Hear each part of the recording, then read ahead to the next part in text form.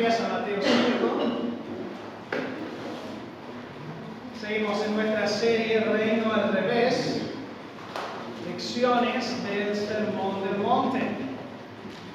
Hemos visto las características del discípulo, la influencia del discípulo. La semana pasada vimos cómo el discípulo es luz, sal. Y hoy vamos a ver la justicia del discípulo. Muchas gracias.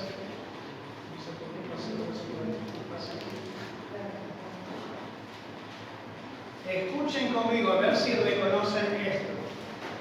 Nos, los representantes del pueblo de la nación argentina, reunidos en Congreso General Constituyente por voluntad y elección de las provincias que las componen, en cumplimiento de pactos preexistentes con el objetivo de construir la unión nacional, afianzar la justicia, consolidar la paz interior, proveer la defensa común, promover el bienestar general y asegurar los beneficios de la libertad para nosotros, para nuestra posteridad y para todos los hombres del mundo que quieran habitar en el suelo argentino, invocando la protección de Dios, fuente de toda razón y justicia, ordenamos, decretamos y establecemos esta Constitución para la nación argentina. ¿Lo reconocen? ¿Lo tuvieron que memorizar en la secundaria? El preámbulo de la Constitución de la nación de Argentina. ¿Es importante este documento del pueblo argentino? ¿Es importante la Constitución? Sí. ¿Por qué? Es en base a esta Constitución que la sociedad argentina se gobierna a sí misma. Toda la sociedad argentina está basada en este documento.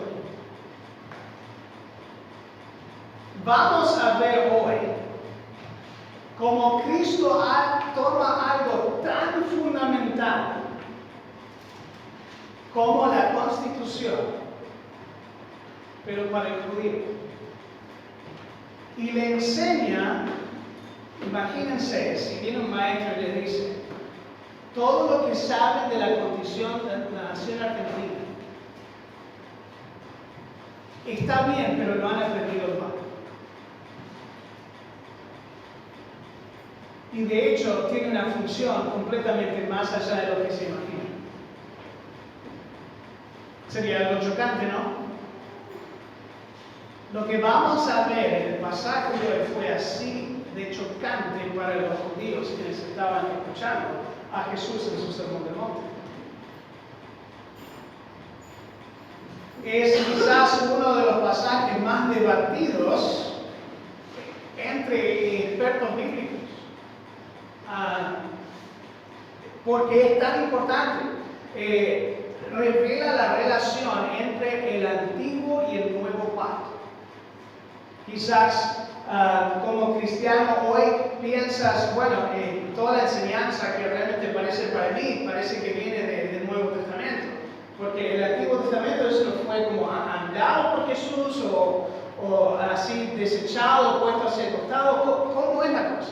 Porque hay leyes aquí del Antiguo Testamento como hijos desobedientes siendo apedreados que no seguimos, y todos los hijos dijeron amén. ¿Sí? Hay leyes aquí que no seguimos en nuestra sociedad hoy en día, aunque creemos la Biblia, pero parece que algunas cosas no se aplican aquí para nosotros. ¿Por qué? Esto ha sido un debate histórico desde este punto. ¿Cómo se relaciona la antigua ley, lo que el judío llamaba el Antiguo Testamento? Y Jesús nos enseña. Hay diferentes interpretaciones de la relación para el seguidor de Jesús y la ley. Algunos, hay varias sectas religiosas como los adventistas del séptimo día, menonitas, testigos de Jehová, entre otros, que buscan cumplir las regulaciones, no solo morales, sino todas las regulaciones culturales, sociales y ceremoniales y todo lo que puedan. al pie de la letra. Entonces, por eso quizás no hacen nada el sábado, o no comen esto, o no comen eso. Todo, pero lo hacen de una forma para lograr su propia justicia. O sea, si hago todo esto bien, voy a quedar bien con Dios. La misma cultura judía seguía el Antiguo Testamento a varios niveles, y de hecho todavía lo hacen hoy. Diferentes judíos lo siguen de diferentes formas, a diferentes niveles, buscando la justicia de Dios. Y por otro lado, hay varias denominaciones cristianas que enseñan que el Antiguo Testamento ya no tiene valor espiritual para el cristiano. O sea, esencialmente que el cristiano puede agarrar esta mitad de su Biblia y arrancarlo porque ya no se aplica. Espero que vean conmigo lo absurdo de eso. Y quiero enseñarles por qué hoy. Aún aquellos quienes entienden que correctamente la salvación, podemos llegar a pensar que al ser justificados en Cristo, ¿por qué haría falta darle oído, prestarle atención a un sistema antiguo de justificación por obras? Ahora, cada una de esas interpretaciones y aplicaciones en el Antiguo Testamento, la relación del seguidor de Jesús contemporáneo con la ley antigua, revela un profundo malentendido del lugar y función de la ley para la vida y la justicia del discípulo de Cristo. Entonces, hoy quiero mostrarles cómo cada seguidor de Jesús puede honrar al Señor en el uso de la ley al aprender las varias relaciones importantes que Cristo enseña en nuestro pasaje hoy. Hablando del cual vamos a leerlo ahora. Mateo 5, 17 al 20. Léanlo conmigo, por favor. Allí en la pantalla, o tienen allí en su Biblia. Si alguien necesita la Biblia, levante la mano y Pablo allí les puede alcanzar. ¿Hay alguien que necesita una Biblia? Bien, bueno, léanlo conmigo. No penséis que he venido para abrogar la ley o los profetas. No he venido para abrogar, sino para cumplir. Porque de cierto os digo que hasta que pasen el cielo y la tierra, ni una jota ni una tilde pasará de la ley, hasta que todo se haya cumplido. De manera que cualquiera que quebrante uno de estos mandamientos muy pequeños y así enseñe a los hombres, muy pequeño será llamado en el reino de los cielos. Mas cualquiera que los haga y los enseñe, este será llamado grande en el reino de los cielos. Porque os digo que si vuestra justicia no fuere mayor a la de los escribas y fariseos, no entraréis en el reino de los cielos. Padre, te pido tu ayuda. Ayúdame a comunicar esto de una forma clara, concisa, que sea tu palabra exaltada, no mi opinión o preferencia. Señor, haz lo mismo en los corazones de los oyentes que escuchen tu palabra claramente, que lo entiendan y que lo puedan aplicar, Señor, a su vida. Gracias por lo que nos revelas hoy en tu palabra. Gracias por Jesucristo. En nombre de nuestro Salvador. Este es quizás el pasaje más esencial para entender cuando hablamos de una transición del Antiguo Testamento al Nuevo y nuestra relación a los dos. Es uno de los pasajes más esenciales. La primera relación que Cristo habla, del cual Cristo enseña, que nos ayuda a honrar al Señor en el uso de la ley, es como Él mismo se relaciona con la ley de Cristo. El versículo 17 allí nos dice: no penséis que he venido a abrogar la ley. Cristo continúa la ley. Si Él no vino a ponerle, a detenerlo, a pararlo. Cristo comienza ese cuerpo principal del Sermón del Monte anticipando una acusación implícita. Recuerden, sería tan chocante las cosas que Jesús estaba por enseñar, Porque vemos de aquí en adelante empieza a mostrar cómo el discípulo de Cristo debe obedecer. Y usa una frase formulaica en que dice, han escuchado, y se está refiriendo a lo que está escrito en la ley, y luego dice, pero yo os digo. Hace eso 6 diferentes veces en el resto del capítulo 5. Entonces, de una forma, está diciendo, ustedes les fue enseñado esto, pero yo te digo, yo te enseño. Y esa forma se está poniendo como autoridad a la ley que ellos mismos habían aprendido. Sí, especialmente, ¿hay algún maestro aquí? ¿Maestra? ¿En la secundaria, primaria, algo así? Ok. Bueno, aún si al aprender o al enseñar acerca de la Constitución de Argentina, de cómo la nación argentina y la sociedad está basada todo en eso, y vengo yo y te digo, ¿sabes qué? Eso está mal. ¿Estarías ofendido? Entonces Cristo aquí está respondiendo de antemano a esa acusación implícita. Dice, no vine a abrogar la ley. Ese término traducido a abrogar significa destruir o abolir o dejar sin efecto. Y a través de su ministerio terrenal, los líderes religiosos constantemente le acechaban para ver si quebrantaría algún mandato o ley de Dios. Lo vemos aquí en Lucas 6. Le acechaban los escribas y fariseos para ver si en el día de reposo lo sanaría, a fin de hallar de qué acusarlo. A veces estaban acechando a Jesús para ver cómo interactuaba, a ver si él quebrantaba alguna ley.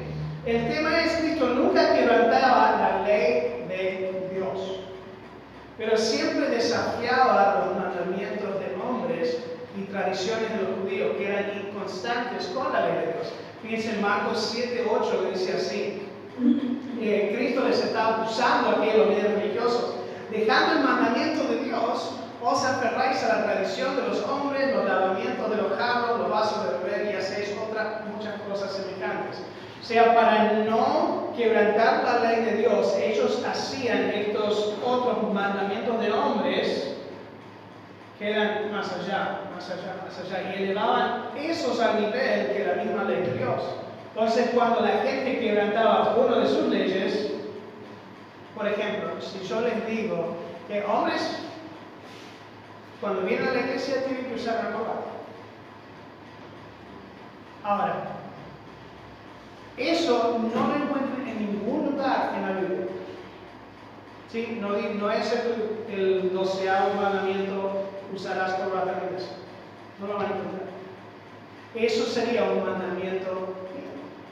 Si lo quebrantan, si realmente tuviera esa preferencia, que no lo tengo, ¿sí? Lo uso porque se ve bien, ¿no? Pero si fuera una preferencia propiedad mía, ustedes con limpia conciencia pueden quebrantar, porque no es algo que Dios ha hecho. ¿Entienden? Entonces los fariseos trataban esas cosas como si Dios lo hubiera hecho. Y Cristo les desafiaba y los quebrantaba a esos mandamientos siempre. De hecho, a veces buscaba oportunidades para desafiarlos. El propósito de Cristo nunca era para desechar las enseñanzas de la Torá, que es la ley dada a Moisés, de Dios. La ley era la base de toda la sociedad judía. La venida de Cristo no era para amenazar eso. Pero hubo un aspecto de continuidad y discontinuidad con la venida de Cristo. La continuidad se encuentra, y de hecho Mateo cuando usa el término cumplir, que lo ha usado ya un par de veces en su evangelio antes del capítulo 5, demuestra el significado del verdadero de lo que Cristo vino a hacer. La intención original de cumplir era la culminación escatológica de lo que Dios hizo en el pasado, ahora se cumple en Jesús. Eso se refiere Mateo cuando usa esa palabra cumplir. Entonces, todo lo que el Antiguo Testamento apuntaba, Cristo vino a cumplirla. Y ahí estaba la continuidad. La discontinuidad o interrupción se encuentra en detener el desvío de enseñanza, alejándose del verdadero motivo y propósito de la ley de Dios. La siguiente sección del resto del capítulo 5 desafía ese entendimiento, como les compartí.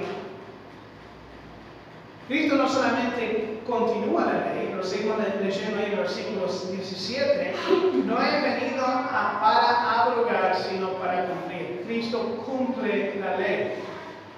Esa palabra cumplir significa llenar y es usado para describir algo que es completo o algo que es pleno. Esencialmente, Cristo completa o llena la ley. Cristo extiende su cumplimiento más allá de solo la ley dada a Moisés. Había más de 600 leyes que Dios dio a Moisés para el pueblo de Israel, a través de Éxodo, Levítico y otra vez en Deuteronomio. De hecho, el libro de Deuteronomio, ese nombre significa la segunda ley. Porque Moisés le dice, el pueblo de Israel, escúchame, le voy a repetir todo lo que ya le dije. Y lo hace. Entonces, al mencionar la ley de los profetas, era una forma concisa de Cristo de decir todo el Antiguo Testamento. De hecho, acá hay 3 términos que usa el mundo judío, de cual quizás quieran saber en la próxima. Tenés el Torah, a veces lo ven con acento en A, a veces lo ven con H. La H es el acento, al final el acento en el hebreo, en el Torah, y que es el Pentateuco, de Génesis a Deuteronomio, y eso lo llama la ley. Tenés el Tanakh, y es el Antiguo Testamento, que es incluso la ley, los primeros 5, los profetas y los escritos. Entonces, a veces de forma concisa le decían la ley de los profetas. Después tenés otro que quizás han escuchado, se llama el Talmud. Y ese es el comentario rabínico sobre todas las enseñanzas de los otros dogmas. Palabra de Dios, palabra de Dios, palabra de Dios. Entonces Cristo Él vino a cumplir lo de la ley y los profetas.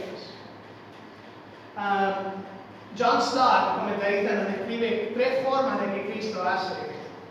Cristo cumple la ley. En todos los preceptos éticos y morales, Jesús las obedeció plenamente al pie y al espíritu de la letra. De hecho, lo vemos un par de veces donde Jesús mismo dice esto. Juan 5 y en Juan 8.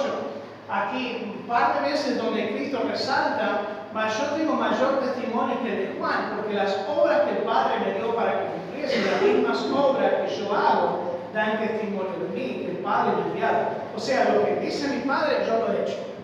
Y en Juan 8 dice, porque el que me vio conmigo está, no me ha dejado solo el Padre, porque yo hago siempre lo que le agrada.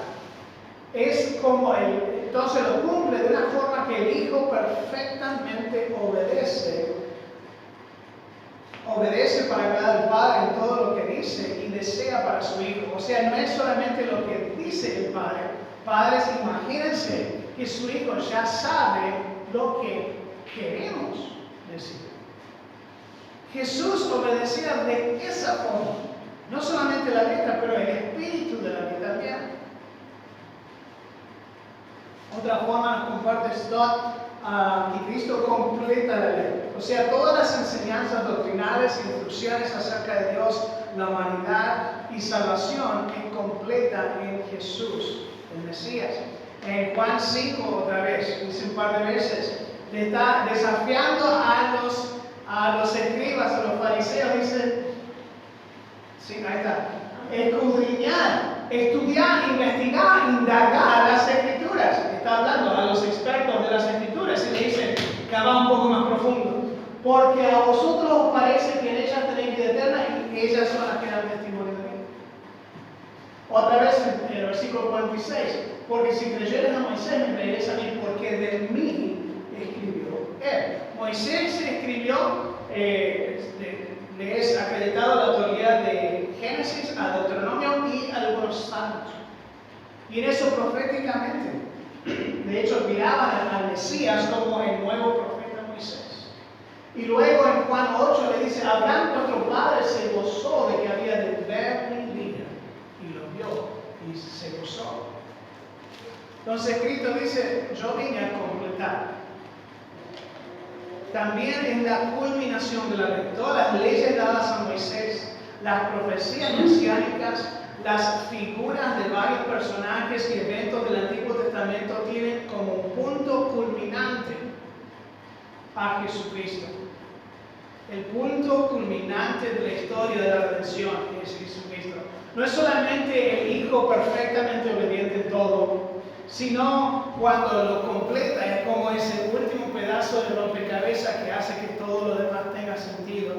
Pero también es como el punto climático de una película. Todos los personajes y eventos y diferentes escenas ayudan a llegar a ese punto culminante de la historia. Para justicia a todo aquel que cree. En Colosenses 2, 16 y 17 nos dice, por tanto, nadie os juzgue en comida o bebida o en cuanto a días de fiesta, luna nueva, días de reposo, o sea, cosas del Antiguo Testamento que había mandado Dios, porque todo lo cual es sombra de lo que ha de venir, pero el cuerpo es de Cristo.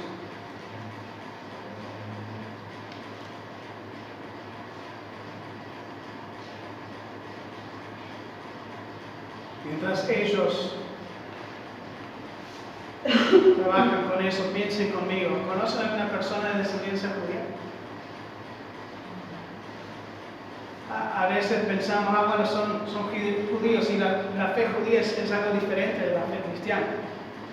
Como si Dios hubiera desechado uno y la había reemplazado por la otra.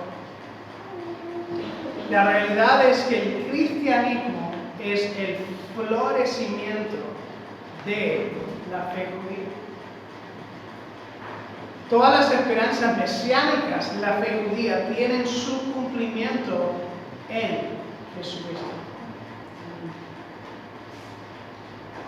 Entonces recuerden eso, la próxima vez que hablan con un amigo judío, una persona judía, no estás presentando una religión diferente, estás presentándole su Mesías. De hecho, yo tengo un amigo conocido que es judío, de hecho era un pastor de una iglesia, pero antes de eso era un judío común y corriente. Trabajaba ayudaba como un asistente social en las Filipinas, estaba ayudando con gente en una aldea, con una de las organizaciones sin fines de lucro, ayudando con comida y otros recursos que necesitaban. Y había un pastor también ayudando allí con una misión, que él empezó a hablar, y él no quería saber nada sobre cristianismo ni nada. Y le dice el pastor, ¿y qué tal si hacemos un estudio bíblico? ¿De mi Biblia o la tuya? Le dice. No, la tuya. O sea, el Antiguo Testamento. Solo el Antiguo Testamento. Okay. Entonces, ahí empezaron a estudiar la Biblia juntos, de Génesis. Y a través del Antiguo Testamento, él vio, de lo que vamos a ver enseguida, su necesidad de ser redimido y perdonado porque había quebrantado la ley de Dios. La santidad de Dios era algo tan grande y majestuoso presentado en el Antiguo Testamento y él se dio cuenta, yo no puedo. Y el pastor amigo, esto fue después de unos 4 meses de estudiar la Biblia junto con él. Y el pastor, después de hablarle de esto, y él estaba en conflicto. ¿Cómo hago?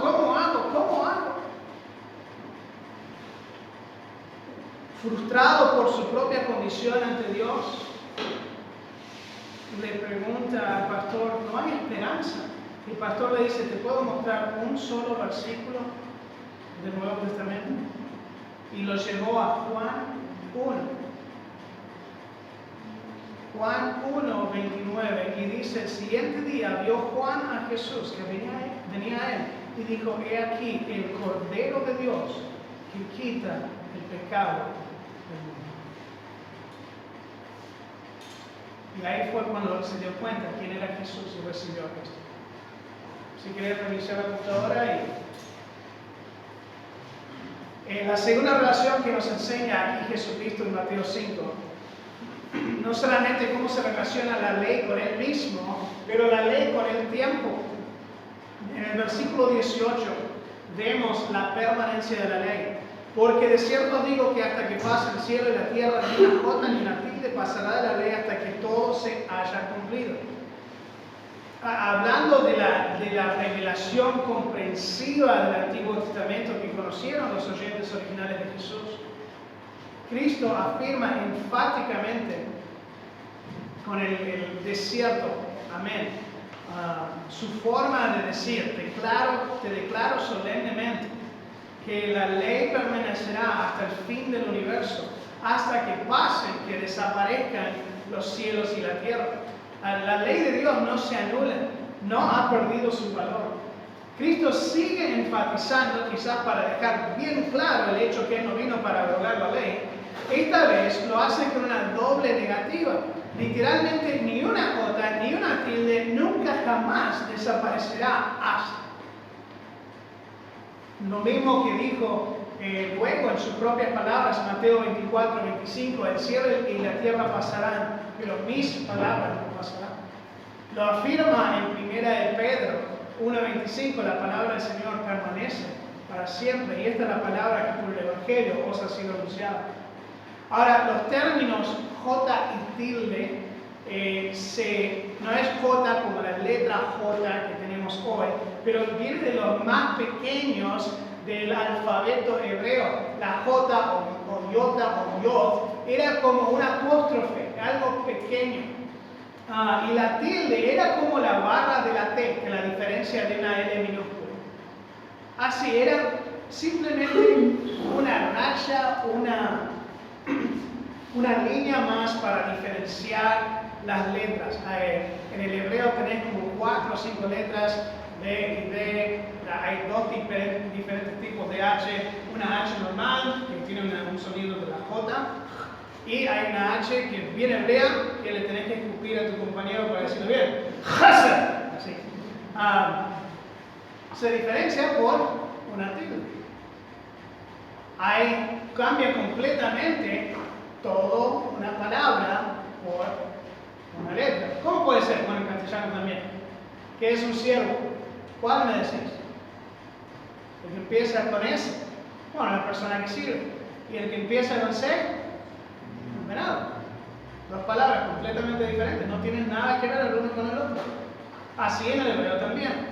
Entonces, Cristo está diciendo: ni lo más mínimo de la ley de Dios dejará de ser necesario hasta que todo se cumpla plenamente.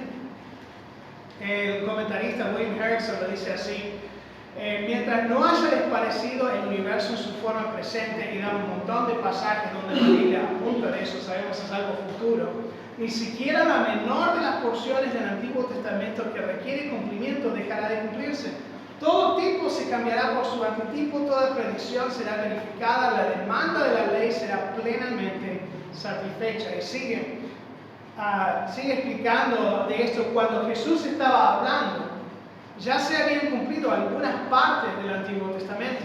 Por ejemplo, la encarnación, Él ya había venido. Otras partes se estaban cumpliendo, otras se iban a cumplir muy pronto. Esto es la crucifixión, la resurrección, y más tarde en la ascensión del Pentecostés, y después, y finalmente la segunda venida de Cristo en gloria. Eran cosas que no se habían cumplido cuando Él estaba hablando de esto. En el nuevo cielo, en la nueva tierra, ya no será necesaria la ley como un libro escrito. En realidad, la Biblia escrita, Antiguo y Nuevo Testamento, se habrá hecho redundante, porque estaremos en la presencia de la misma palabra de Dios. Sin embargo, hasta que llegue ese tiempo nada faltará en cuanto al cumplimiento. El programa de Dios con respecto a Cristo, la ley, el hombre en general, el universo se realizará completamente. Cristo no pudo haber declarado más enfáticamente su aprobación por la ley al ponerlo en esos términos. Dios, como si fuera en alta voz, no cambia nada de la ley, está perfecta como está. Pero en la siguiente sección, como dije, el resto del capítulo 5 y aún parte del 6, Cristo enseña la forma correcta de seguirla y revela el espíritu de la ley y la verdadera obediencia de Dios. ¿Cuál entonces es el propósito de la ley? Acompáñenme a Gálatas. Pablo nos ayuda aquí. Gálatas capítulo 2.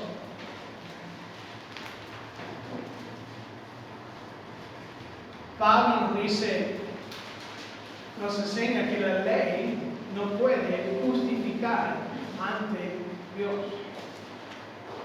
Gálatas 2:16 dice, sabiendo que el hombre no es justificado por las obras de la ley, sino por la fe de Jesucristo. Nosotros también hemos creído en Jesucristo para ser justificados por la fe de Cristo y no por las obras de la ley. Por cuanto por las obras de la ley nadie será justificado. Esa palabra justificado que Pablo usa varias veces a través de esta epístola significa ser declarado justo, inocente ante Dios. Quieren quedar bien con Dios, eso es ser justificado. La forma que lo hace determina si pasa o no, si se efectúa o no. Si uno intenta quedar bien con Dios por las obras de la ley, no sirve. ¿Por qué? El diseño de la ley dada a Moisés no fue para salvar al hombre. No fue para quedar bien con Dios. Y intentar hacer eso es un ejercicio frustrante y vano. De hecho, Gálatas 3, fíjense el próximo capítulo, versículos 10 y 11, nos dice esto en pocas palabras. Todos los que dependen de las obras de la ley están bajo maldición. Porque escrito está, maldito todo aquel que no permaneciera en todas las cosas escritas en el libro de la ley para hacerlas. Y que por la ley ninguno se justifica para con Dios es evidente, porque el justo por la fe vivirá. El propósito de la ley no es para que puedas, al cumplir todo al pie de la letra, decir, Dios, Cristo, soy aceptable ante ti. Soy una buena persona.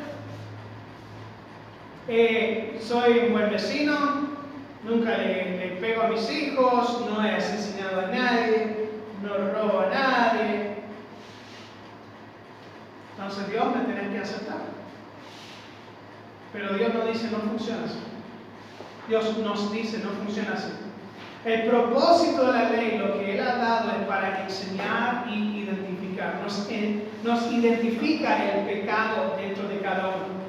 Si se fijan rápido en Romanos 7, Pablo está hablando de sí mismo. Aquí, en el versículo Romanos 7, está justo antes de Gálatas. Perdón, antes de 1 Corintios, que está antes de 2 Corintios, que está antes de Gálatas. Ahí está, ahí llegamos. Romanos 7, 7 al 12. ¿Qué diremos pues? ¿La ley es pecado? O sea, ¿está mal la ley entonces? En ninguna manera. Pero yo no conocí el pecado sino por la ley. Porque tampoco conociera la codicia si la ley no dijera, no codiciaráis. Con el pecado, tomando ocasión por el mandamiento, produjo en mí toda codicia, porque sin la ley el pecado está muerto. Y yo sin la ley viví en un tiempo, pero venido el mandamiento, el pecado revivió y yo morí. Y hallé que el mismo mandamiento que era para vida, a mí me resultó para muerte. Porque el pecado, tomando ocasión por el mandamiento, me engañó y por él me mató. De manera que la ley a la verdad es santa y el mandamiento santo, justo y bueno. ¿Qué está diciendo Pablo aquí? Bueno, déjenme ilustrarles. Fui una vez a Rosario y me quedé unos días en la iglesia allá. Y tenían una heladera que aparentemente algo estaba mal con la heladera, entonces tenía un cartel grandote. No abrir la puerta. De ninguna manera abra la puerta de esta heladera. Estaba ahí. Letra bien grandote, tenía cinta alrededor. No sé qué estaba pasando con la heladera en ese tiempo, pero lo único que yo quería hacer por los próximos 3 días era abrir esa puerta. Porque la ley despertó en mí el deseo. Tal como Pablo dice, no había identificado la codicia en mi vida hasta que alguien me dijo, no codicies. Y así funciona. La ley identifica el pecado nuestro. Estaba estudiando la Biblia con alguien y llegamos a un pasaje que hablaba de varios diferentes pecados y aquellos caracterizados por esos pecados no heredarán el reino de los cielos. Y uno de esos, y yo lo iba leyendo, y uno de esos era borrachos. Y esta persona no era característicamente borracho, pero de vez en cuando se emborrachaba. Y él paró. ¿Qué significa eso? ¿Hablamos? Se puso mal. Porque la ley despertó la identificación del pecado en su propia vida. Y se dio cuenta que no estaba viviendo para el Señor. Entonces la ley identifica, pero también enseña la necesidad del Salvador. De vuelta a Gálatas 3. Perdón, debía haber dicho, dejen su dedo ahí y vamos a volver. Gálatas 3, pero ya lo encontraron una vez, entonces va a ser más fácil hacerlo, ¿no? Gálatas 3, 23 al 26. Pero antes que viniese la fe, estábamos confinados bajo la ley, encerrados para aquella fe que iba a ser revelada. De manera que la ley ha sido nuestro ayo para llevarnos a Cristo, a fin de que fuésemos justificados por la fe. Pero venida la fe, ya no estamos bajo ayo, pues todos sois hijos de Dios por la fe en Cristo Jesús. ¿Qué significa eso? Nos ayuda cuando explico la palabra ayo. Ese término traducido ayo es la misma de donde viene nuestra palabra pedagogía. Y significa un tutor o un custodio. El ayo era un individuo responsable por la crianza, la educación y el cuidado de un hijo hasta cierta edad. Era su guardián, su guía, tutor, custodio, acompañándole por donde quiera. Era ese que le seguía diciendo, no, tu papá dijo que fueras a la escuela, entonces no significa que vamos en yo, vamos a la escuela. Una vez que llegaron a la juventud, los hijos ya no precisaban el ayo y se gobernaban a sí mismos. Otro comentarista nos explica cuando Pablo hablaba de que la ley era nuestro ayo para llevarnos a Cristo. En la misma frase afirmaba que la ley era inadecuada e insatisfactoria, llamada a terminar. Y esta es otra forma de decir que Cristo es el fin de la ley. En mi casa tenemos niños desde 5 a 16 años. No los tratamos todos igual, porque no son iguales. De hecho, les tenemos que enseñar de diferente forma. Algunos, Nico por ejemplo, tenemos que estar detrás de él como un ayo. No hagas esto, no es por su propio bien. Lo primero que 6 años de la vida de un niño es solo asegurarse que no se maten. Entonces, hay leyes en nuestra casa que le ayudan a él a no matarse. Significa, tenemos una pileta, hay un área de la pileta con regla. Nico, no quiero que ni estés en el área de la pileta sin uno de nosotros allá afuera contigo. Ahora, ¿tengo lo mismo para mi hija de 16 años? ¿Por qué? Ella sabe Puedo confiar en su razonamiento de que no va a hacer ninguna cosa estúpida para ahogarse la pelea. No tengo esa confianza de mi niño de 5 años. Va a hacer algo tonto y va a quedar ahogado. Sí, entonces nuestro ayo era la ley, porque haríamos algo tonto y quedaríamos ahogados de la piedra. Era así que Pablo estaba diciendo, ahora que ha venido Cristo, tenemos ahora esta libertad, porque podemos crecer en su gracia, tenemos su palabra que nos guía. Otra forma que les quiero mostrar cómo es que funciona esto, y terminamos aquí. Vamos a dejar el próximo punto para la semana que viene. Varios de ustedes están con los familiares con los pasos del maestro. Y de hecho conversamos con gente en la calle y hacemos estas preguntas. Y para fácilmente recordarlo, tenemos 4 letras: Q, H, J, D. Y les voy a interactuar un poco. Entonces piénsenla, no tienen que responder en voz alta, pero piénsenla. De la misma forma voy a compartir cómo algunos también, cómo hemos intercambiado con muchos. Primero, al encontrar, estamos charlando de alguien y llega a cosas espirituales y le pregunto, ¿qué dices? ¿Te consideras una buena persona? Y la respuesta de todos, la mayoría, el 99,9% de personas me dicen sí. De hecho, si lo fuera a preguntar aquí, creo que 100% de ustedes sí. Excepto los que saben ya de esto, dicen, no, ya sé dónde vas con esto. Dicen, sí, soy buena persona. Bueno, ¿te molesta que hacemos un pequeño examen, una prueba para ver si es cierto? Sí, dale. Tanto más mate disfrutando el sol, nomás entonces lo tienen más apuro. Bueno, si hay un estándar de bueno, Dios lo daría, ¿no? ¿Has escuchado los 10 mandamientos? Sí. ¿Los has guardado? Y sí. ¿Te molesta si vemos algunos a ver si es cierto? ¿Alguna vez has mentido? Bueno, el que me responde con no, ya sé que está mintiendo, porque en algún punto de su vida, aún los niños, sin tener que enseñarles lo que es una mentira, han mentido. Todos se dan cuenta que mienten. ¿Y cómo se le llama a alguien que miente? Bien, entonces por confesión propia sos un mentiroso. ¿Alguna vez has robado algo? Quizás una moneda de la cartera de tu mamá. Algunos no, varios. Y sí, un pequeño así. Bueno, ¿cómo se le llama a alguien que roba? Un chorro, ladrón. Sí.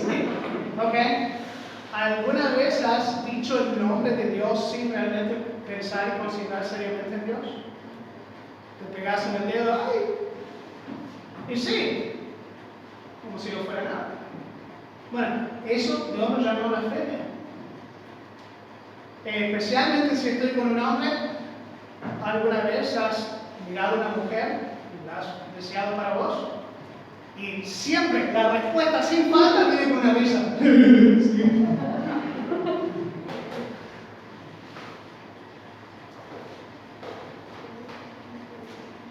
Y les hablo, de hecho aquí nomás en el capítulo 5, saben que Cristo dijo que alguno que mira a una mujer y la desea es culpable de adulterio en tu corazón. Entonces ya por confesión propia de los 10 mandamientos, por confesión propia me han dicho que eres mentiroso, ladrón, blasfemo y adúltero del corazón. ¿Querés que sigamos? No. Entonces, si Dios te fuera a juzgar solamente por los 10 mandamientos, te presentás ante Dios y Él pone los 10 mandamientos, ¿y cómo los has seguido? ¿Serías inocente o culpable? Y si somos honestos, cada uno tenemos que decir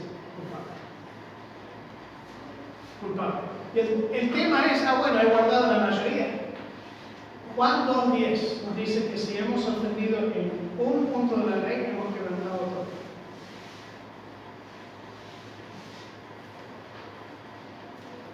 Si Dios fuera a juzgarte por lo mismo, ¿irías al cielo o? Y sin falta, la respuesta, una vez que se han dado cuenta de su culpabilidad ante Dios, es infierno. ¿Y eso te preocupa? Sí. La ley llega hasta ahí. La ley nos deja culpables, merecedores del infierno, ante Dios, juzgados por su ira santa y justa, y nos deja ahí. Cristo vino y dice, yo soy el cumplimiento de eso. Yo vine para que no se tuvieran que quedar ahí. Yo soy todo lo que apuntaba la ley y los profetas, todos los tipos, todo lo que enseñaba el Antiguo Testamento lo vino a cumplir para que no te quedes ahí juzgado, condenado ante la ira santa de Dios. Entonces yo te pregunto a vos, ¿estás en esa tribunal ante Dios, juzgado, condenado a una eternidad separado de Dios?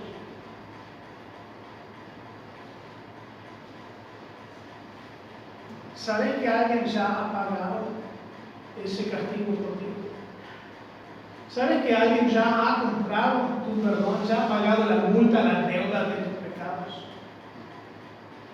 Y ese es Jesucristo. Para eso vino. Él vino para que no te quedes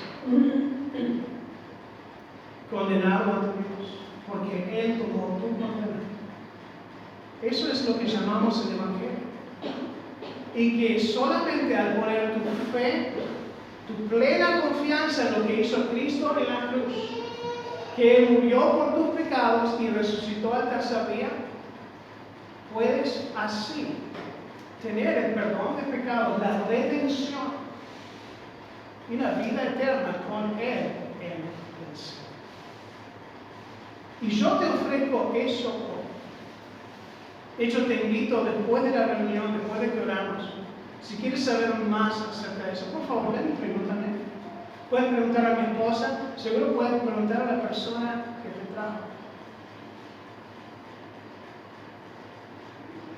Queremos mostrarte que la palabra de Dios, como tú también puedes pararte firmemente delante de Dios, no en tu propia justicia, sino en la justicia de Jesucristo, el justo. Padre amado, las palabras no son suficientes para agradecer. El hecho de que tenemos redención y la justicia de Cristo. Señor, ayúdanos a ver ahora en estas próximas semanas que es a partir de nuestra justicia que tenemos en Cristo que podemos obedecerte aún más, que podemos obedecerte de todo corazón, no externamente. Señor, que podemos descansar confiadamente en lo que hizo Cristo en la cruz. Que puede llegar a culminar toda la enseñanza del Antiguo Testamento en Él. Y ahora tenemos un privilegio, una oportunidad que aún los oyentes originales no tuvieron, de poder mirar para atrás, ver a Cristo y mirar aún atrás y viendo cómo el Antiguo Testamento profetizaba y enseñaba de su venida y de todo lo que tenemos en Él.